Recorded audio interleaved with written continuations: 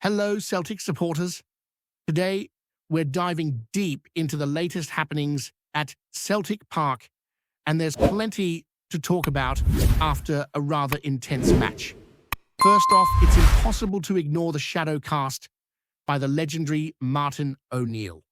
Even though Wilfried Nancy has just stepped in as manager, the memories of O'Neill's time are still fresh in everyone's mind. The fans' reactions make that clear. When O'Neill was around, there was a sense of stability, a kind of reassurance that the team was capable of handling the pressure.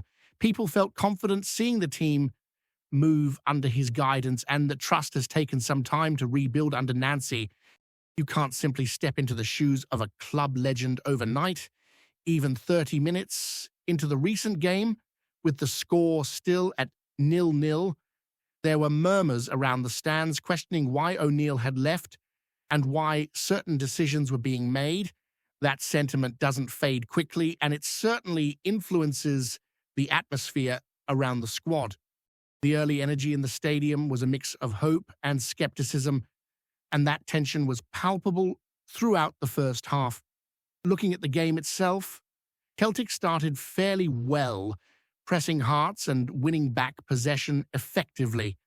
There were glimpses of the kind of intensity Nancy is aiming for, but at the same time, it was clear that the squad is still adjusting to his methods. Hearts were slow to create chances at first, which suggested that Celtic had some control, at least in the opening stages.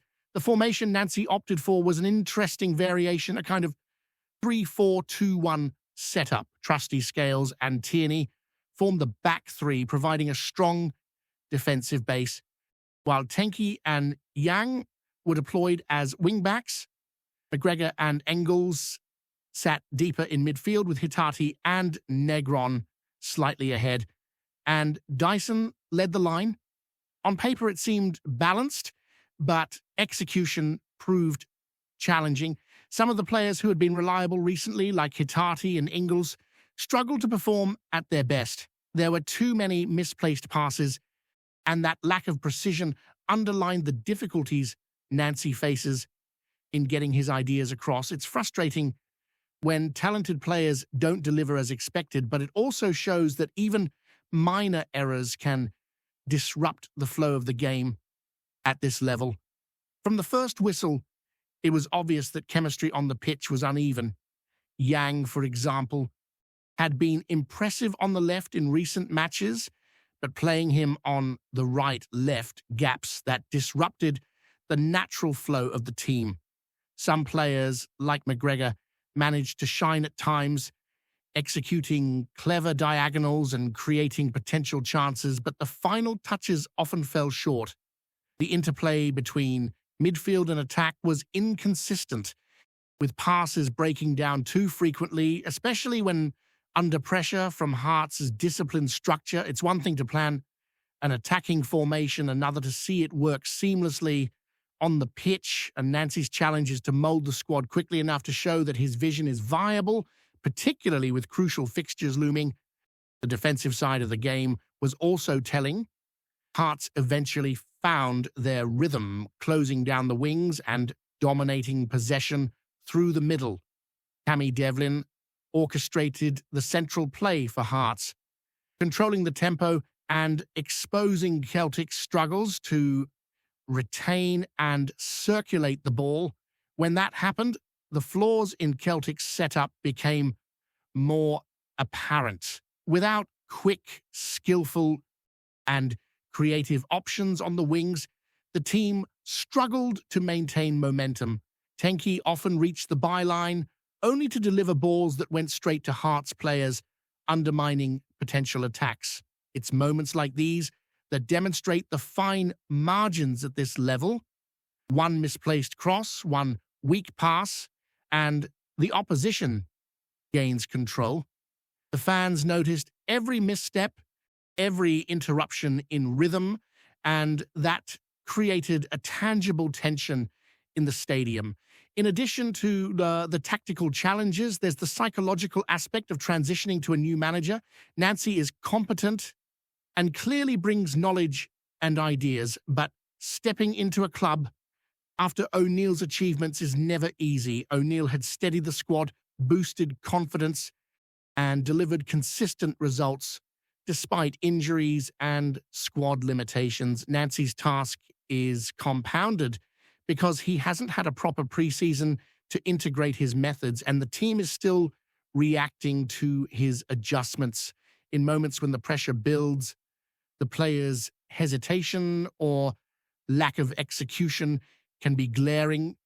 Hitati, Ingles, and Negron in particular struggled to influence the game in meaningful ways, and it often felt as if the opposition were dictating the pace while Celtic were reacting.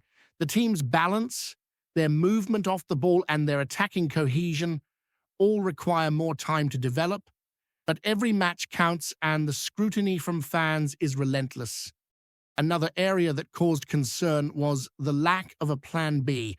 Once Hearts had figured out how to stifle the wings and dominate centrally, Celtic seemed unsure how to respond. Nancy needs to ensure the team can adapt dynamically during matches because predictable setups make it easier for opponents to counteract the attack. The absence of an alternative strategy highlighted the need for tactical flexibility and the challenge of implementing it with the current squad. The midfield, in particular, was unable to assert dominance or link play consistently. McGregor's glimpses of brilliance couldn't compensate for the wider lack of cohesion. Despite the struggles, there were encouraging signs. Celtic pressed well early on. Energy levels were decent in patches, and there were moments where the combination play hinted at what Nancy is trying to establish. However, translating those moments into sustained performance is the immediate priority. Every move in training and in preparation for the next fixtures counts. The upcoming match against Roma is looming, and it's a reminder that results are vital. Morale is fragile, and adaptation must be swift. Nancy knows the stakes, and while time is short, the expectation to find quick solutions is enormous. The legacy of O'Neill, the pressure of fans, and the limited preparation window all contribute to a complex environment in which immediate results are demanded. It's clear that Wilfried Nancy's early tenure at Celtic is a balancing act between implementing new ideas, dealing with a squad still adjusting to his style, and contending with the high expectations of a demanding fan base.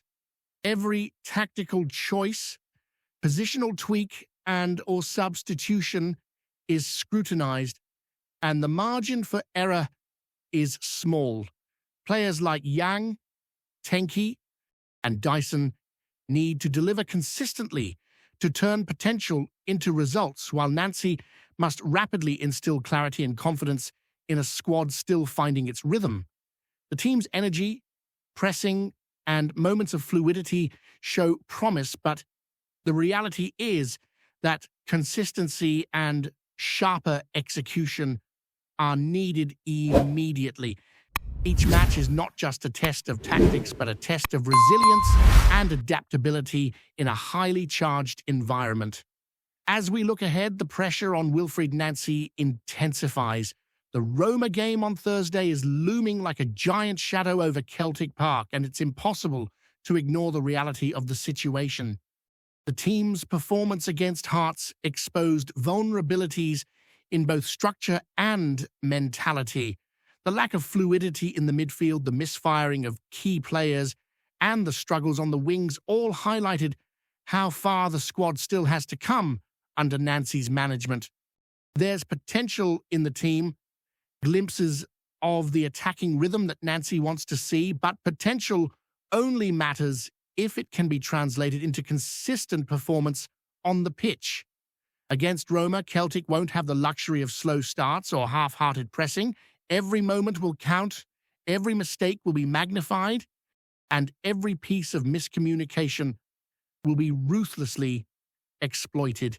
The players must adapt quickly, or the consequences will be severe. Nancy's tactical philosophy is beginning to take shape. but there are challenges inherent in implementing it with the current squad.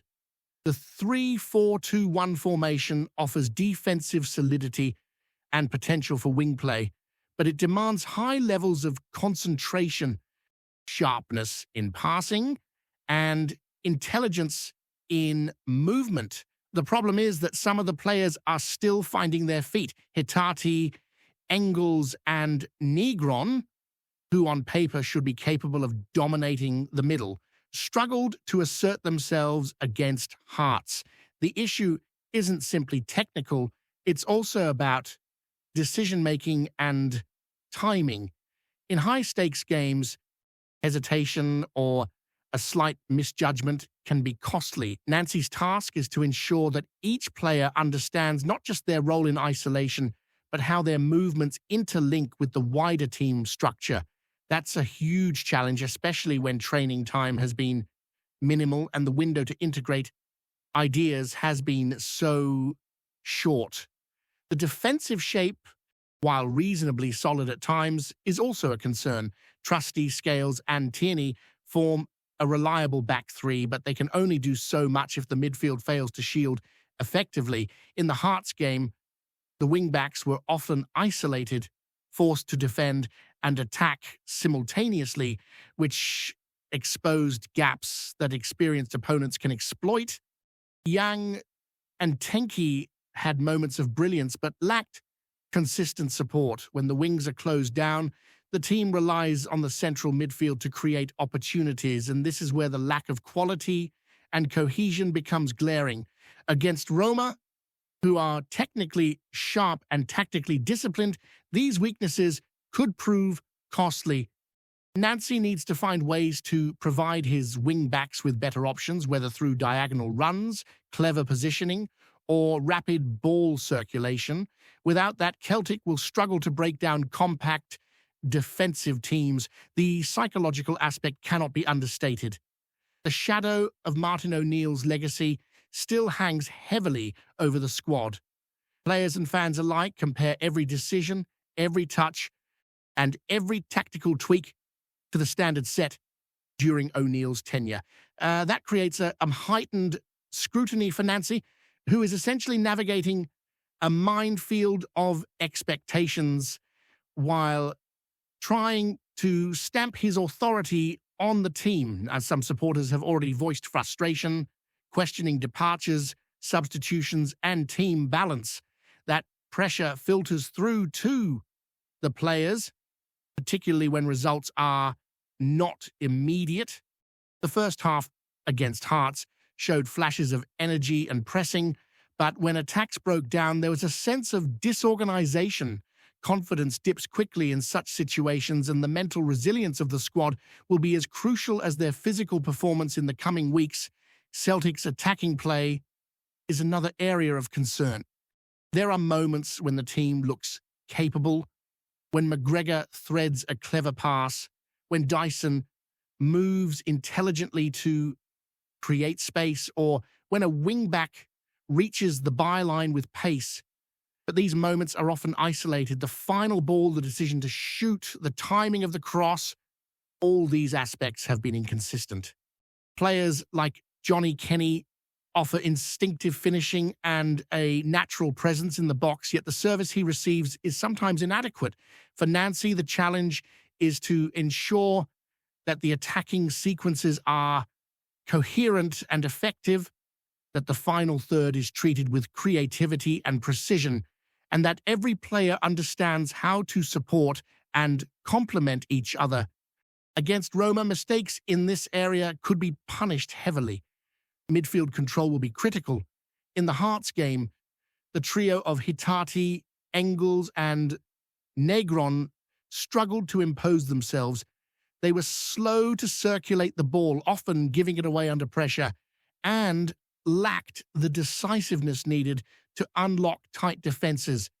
Nancy has a real task in motivating these players, ensuring that they operate with both energy and intelligence. The defensive midfielder must shield the back three, link play efficiently, and provide passing options, while the more advanced midfielders need to be dynamic, reading spaces, anticipating movements, and offering creativity.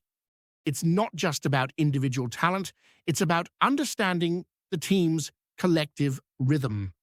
This is where Nancy's coaching philosophy must come through, finding ways to instill tactical awareness, movement coordination, and decision-making within a very short period.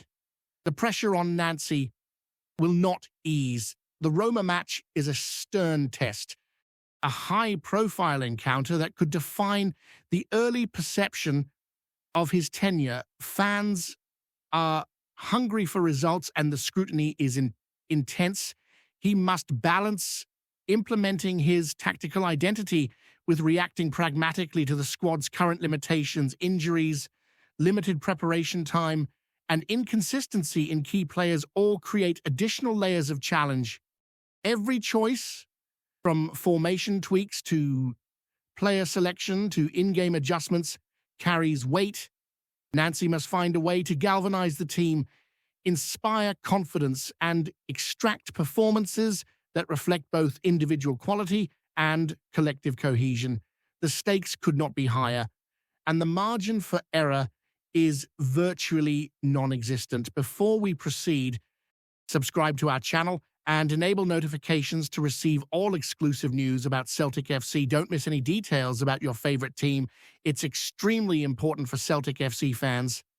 Whispers have been swirling around Lennoxtown this week, and the latest murmur has sent the Celtic support into a right frenzy. Word is that manager Wilfried Nancy, usually calm as a lock at dawn, has had a blazing fallout with one of his regular starters. Folk close to the training ground claimed the row was sharp enough for Nancy to declare, in no uncertain terms, he's no coming back. It's worth saying straight off. None of this has been confirmed, but the chatter has taken on a life of its own. Supporters hanging around the fences swear they saw a heated exchange after a tactical drill went sideways. Others insist the disagreement had been simmering for weeks, fueled by frustrations over attitude and commitment. Whatever the spark, something fairly dramatic seems to have erupted behind the scenes. Nancy, the Frenchman, who made his name by crafting tidy, disciplined sides, isn't known for theatrics. His reputation is one of steady hands, quiet confidence, and measured words, so the idea of him losing his temper enough to exile a player has sent fans reeling. As some reckon it shows a new hard edge demanded by the pressures of managing a giant. Others feel it signals deeper unrest within the dressing room. Speculation has only grown as the player in question hasn't been spotted in any of the usual places. No nods to the cameras, no glimpses in training footage, nothing. The absence alone has fueled theories, everything from a simple disciplinary cooling off period to whispers of an imminent exit. Inside Parkhead, folk are tight-lipped. Those who claim to have an ear in the building say the mood is strangely tense, as if everyone is waiting to see whether Nancy sticks to his word. And that line, he's no coming back, has already taken on the weight of a pub legend, repeated from bar to bar like a chant. Until someone breaks ranks and speaks on the record, it remains pure rumor, but in Glasgow, rumors often grow teeth, and this one, by the sounds of it, is already biting. Hello fan, don't forget to like and subscribe to the channel, as it means a lot to Celtic FC. Also, share your opinion about the news in the comments below. See you in the next video.